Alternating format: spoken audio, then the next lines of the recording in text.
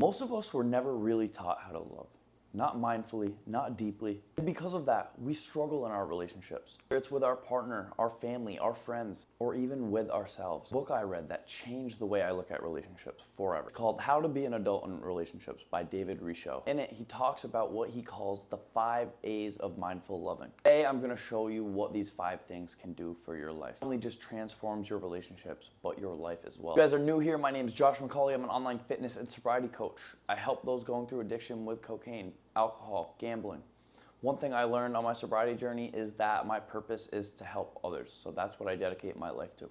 If you're new here, please hit the subscribe button, like, comment. Now let's get into the video. What we're gonna do is we're gonna break down the 5 keys to a better relationship. Share each one and explain how I applied it to my sobriety. Attention means being fully present. Scrolling on your phone when your partner is talking. Zoning out when your kids are telling you a story. In my addiction, my attention was everywhere, but towards the people that I love. Become so consumed by this drug that I identified with it. Like, that's all I cared about. Having it, I loved giving it out. I just liked being in possession of that, and I didn't care about anything else. This attention, this obsession, took away all my focus towards what really meant the most to me.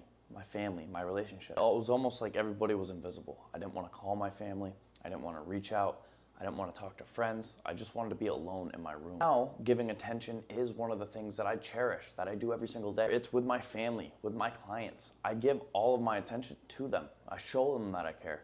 Acceptance means seeing someone as they are, not trying to mold them into your expectations. During my sobriety journey, I had to accept myself first before I could accept anybody else, because there was a lot of shit that I needed to own. Flaws, mistakes, every single thing I had to own and I had to admit to myself. To understand that addiction made me selfish, that I didn't care about others, that I was mean. It's hard to have to accept those things about yourself, but once you do, you can move forward. Openly admit those things, openly accept them so you can get it out, you can move on. The more I started to do this, the more I allowed myself to accept others. My clients are wealthy, they're successful, but they struggle with addiction. They're constantly feeling judged because they have the spotlight on them. But relationships are built on acceptance, not just performance. Appreciation is just showing gratitude. Not just thinking it, but saying it out loud. Appreciation took me a while to understand and how to practice gratitude, but the smaller the thing you appreciate, the better it is. So, I mean, waking up each morning and being thankful that you have 2 working hands, 2 working feet. Being thankful that the sun is out, that you have trees, that you have nice weather, that you have a beating heart, that you have all of these things. Thankful that you have a working car. It might not be that dream car that you want, but it's a car that works. Use this practice of appreciation towards others. Let others know what they mean to you, what you appreciate about them. Thank you for doing that for me. Thank you for giving me that gift. Or, I feel your love, I appreciate that. Showing appreciation is a positive communication style. You are letting that person know what they mean to you and what you value in them. Appreciation makes people feel seen, loved, valued. This is one that I have really focused on, and someone is supporting me. When someone is showing me that they're going out of their way, I let them know. I let my family know what they mean to me. They led me to rehab to get the help. I will never forget that, and I will always value that and let them know I owe them everything for that. Number 4 is affection. Affection just doesn't mean physical. It's also in things like words, tone, kindness. When I was under addiction, I had 0 affection to give.